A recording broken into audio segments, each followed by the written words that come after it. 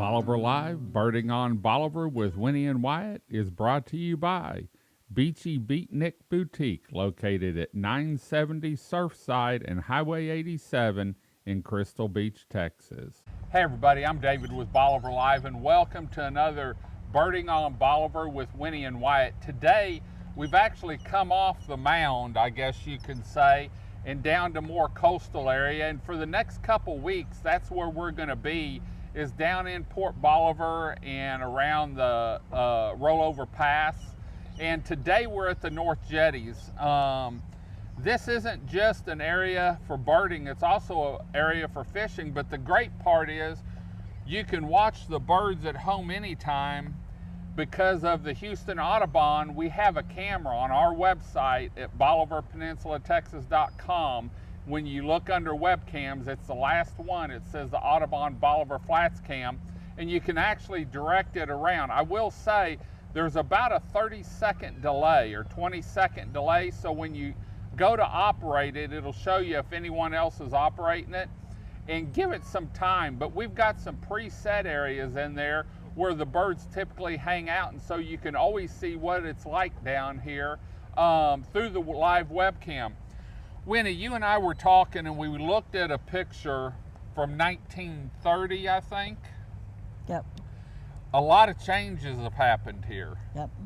Let's talk about the history a little bit. Okay.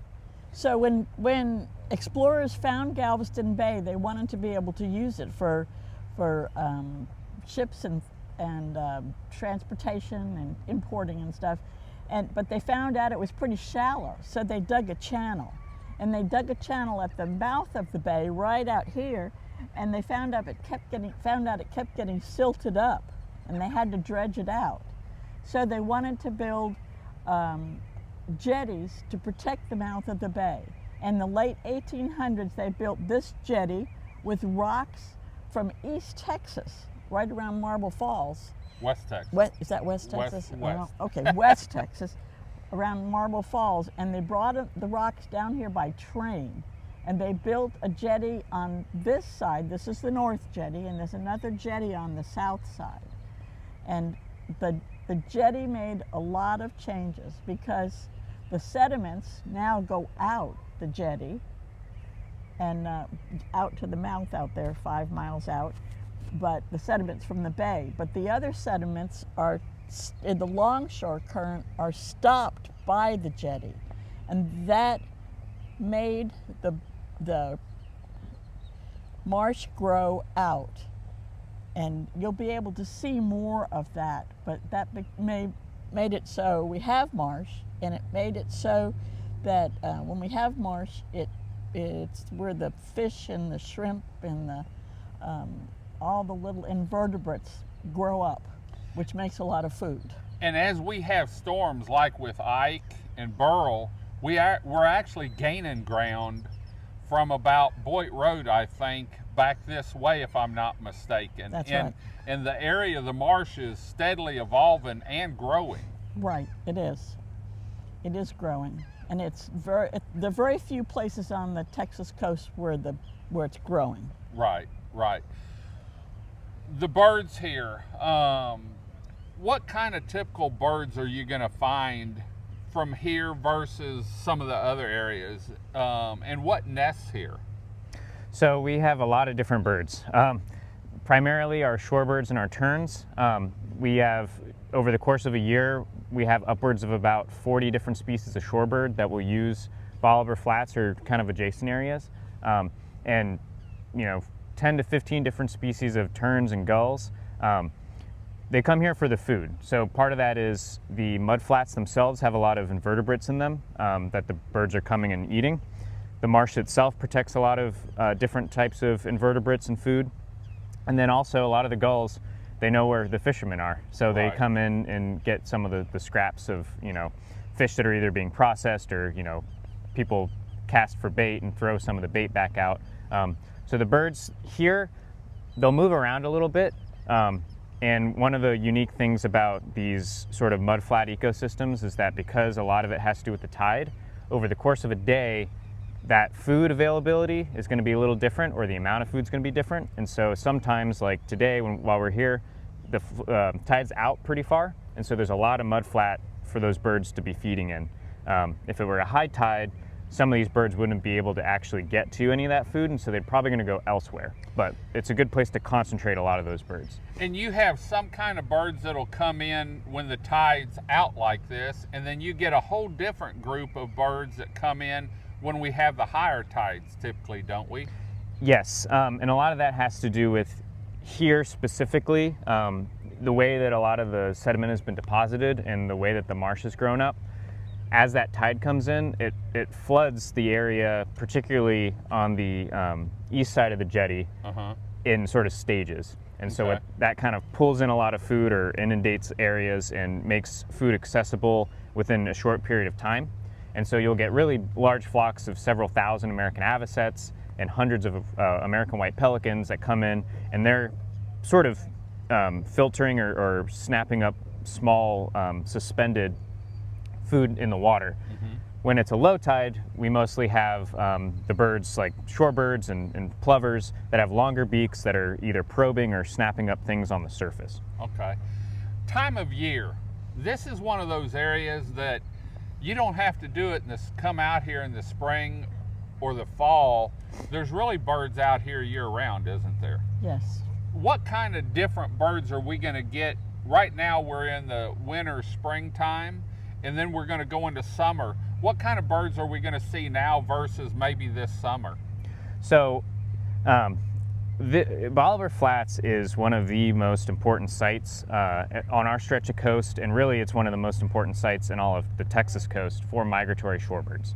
So there's a lot of different species. As I said, we'll get upwards of 40 different species. They're all kind of coming from different places. So this is sort of like a hub. This is the IAH of shorebird migration for this part of the coast. So we have birds coming from southern South America that are stopping here on their way to the Arctic. We have birds that are coming from Central America that are actually coming here to breed, like our Wilson's plovers and our least terns. And then we have birds using, they take various routes over the course of a year. So some of the birds that we'll see in spring, at least 2 or 3 different species, they come through this section of the US in the spring, but in the fall they're going to be migrating out on the Atlantic coast. Okay. And similarly in the fall we get certain species more regularly that we don't get at other times. But you wanted to know about during the summer too. Right. During the summer we have a lot of herons and egrets and spoonbills. Okay. Because they're raising chicks. Okay. And they bring their chicks out here and they introduce them to the areas as the gulls and the gulls in turns do that too. So as you said, there's always birds here and it's always different. So this is one of those areas, you know, a lot of people will go to the rookery in the spring through May to see the chicks and stuff. This is an area down here that you can really come anytime and see a good different array of birds, whether it's spring, summer, winter, or fall. You're going to see a different congregation of different birds throughout the year. Right. Great, great. Houston Audubon manages this. So Houston Audubon owns 1,100 acres over there. Okay. Everything above mean high tide, everything that's flooded at high tide belongs to the state. To the state, okay. It belongs to GLO. Okay, okay. But what kind of managing, you know, we were talking about stuff up in High Island that you have to manage up there. Is there that type of management that goes on down here on the Bolivar Flats, or does nature sort of take care of itself? So the general systems, those tides that produce the food that the birds eat, there's not a whole lot that we can do to enhance that. But we do take a lot of active management roles in terms of cleaning up trash. So entanglement or eating of plastics by a lot of these birds is a big concern, and it kills a lot of birds every year. So we try to clean up for trash. The nesting birds that will use our beaches, we post. We not only monitor and keep track of how many nests we have and how many different pairs, but we also post signage to try to keep folks back from those nests. And then more intensive management, these marsh habitats and coastal prairie habitats really need to burn fairly frequently in order to sort of rejuvenate and keep them as marsh and Right. prairie and not woodlot. So those are, we don't conduct that kind of management as regularly, but that is also a part of our toolkit in terms of trying to keep it usable for a lot of the species that make it unique and productive. I know a lot of people talk about, especially across the bay at the Anahuac Wildlife Refuge, they do typical burns this time of year, and it's always with a north wind, so the smoke blows over Bolivar and stuff. But that actually really helps the marsh rejuvenate and puts new growth in the marsh, gets rid of the thick briars and things on the ground that are going to inhabit nesting in that. And so it's a good thing when we have these burns, as long as they're a controlled burn. For more information on this area, make sure you check out the Audubon website. They've got a lot of information on all their stuff down here, whether it's here in High Island, and even I think y'all have some stuff in Houston on the east side of Houston and stuff. On the west side. And on the west side. But it's really a sourceful site for information. And then you can get more information at each one of these locations too that we go to once you come down here. So anything else we need to let them know? No, if you fish down here, you need a license. Yep. And crabbing too. Really good crabbing and fishing here on the North Jetties. There's a bait camp here that's open from 6 a.m. to 6 p.m. But make sure you check out the webcam. That way, if you can't make it down, excuse me, you can always see what's happening birding wise here at the North Jetties. And want to thank the Houston Audubon Society for working with us on the live webcam they have down here. We're going to head on out. In fact, I think next week we're going to be at the Bolivar Flats. Until next time, I'm David with Bolivar Live. Y'all have a great day, great week. Come see us. God bless, and bye-bye. Looking for the perfect blend of seaside charm and unique style?